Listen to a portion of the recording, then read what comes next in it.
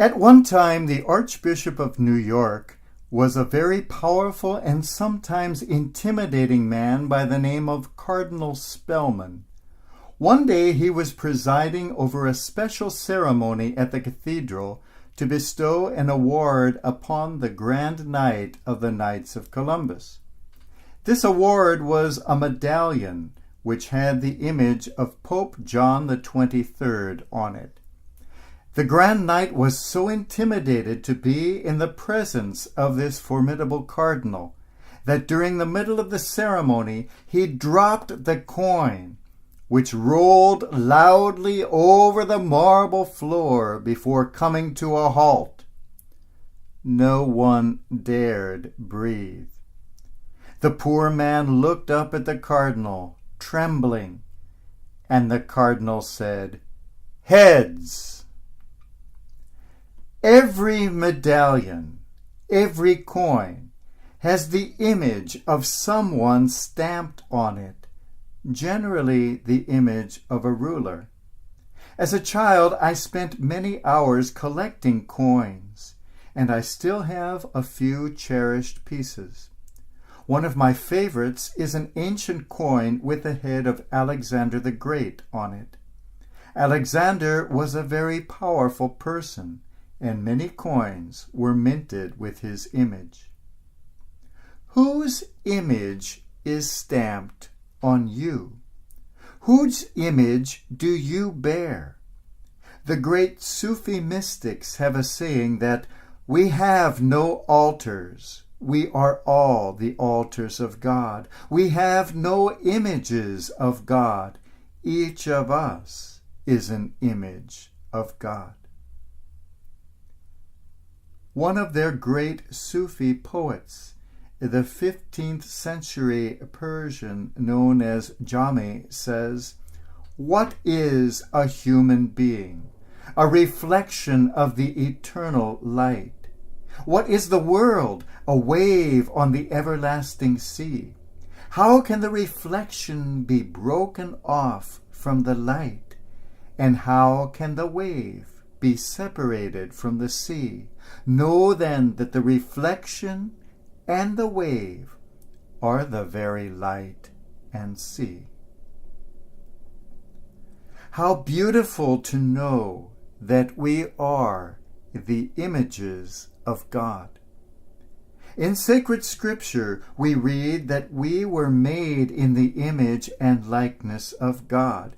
Each of us bears the impression of God on us, just like that coin of mine bears the image of Alexander the Great. Jesus holds up a coin of his day. That coin bore the image of the emperor, the image of Caesar. The coin was from Caesar and belonged to Caesar. But whose image do you bear?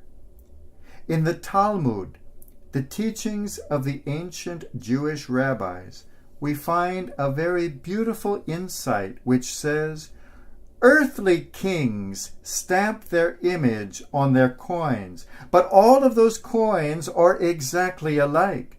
The King of Kings, God, stamps his image on all of us, but each of us is totally different."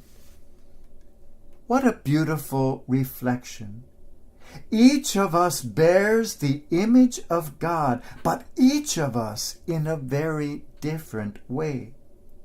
Each of us manifests a unique face of God. Some of us show God in one way, others of us reflect God in a wholly different way. Look at the people around you right now, and you will see coins of every size and shape, of every color of the rainbow, every personality type imaginable.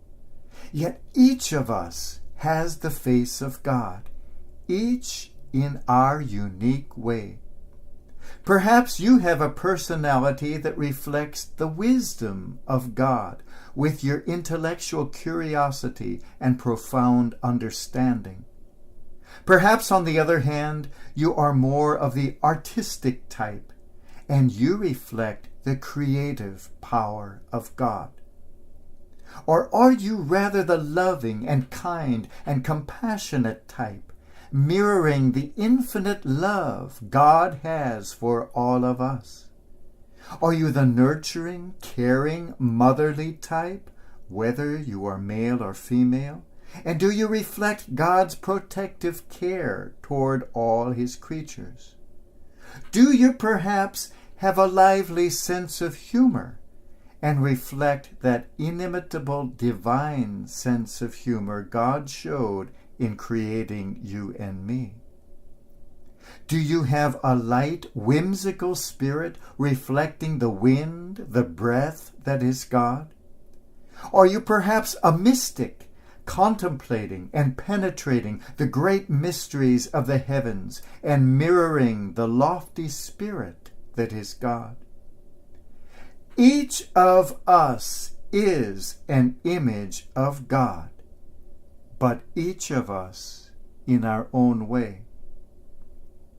Just as no two fingerprints are ever alike, so too no two images of God impressed on us are ever the same. Give to God, then, what is God's. And what is God's? Whose image do you bear? You are God's. If you wish to give to God what is God's, then be yourself. The great Irish poet Oscar Wilde put it marvelously when he said, "Be yourself. Everyone else is already taken." Be yourself. God has given you so much and has impressed the divine image onto you, onto your life, to be lived in a unique manner.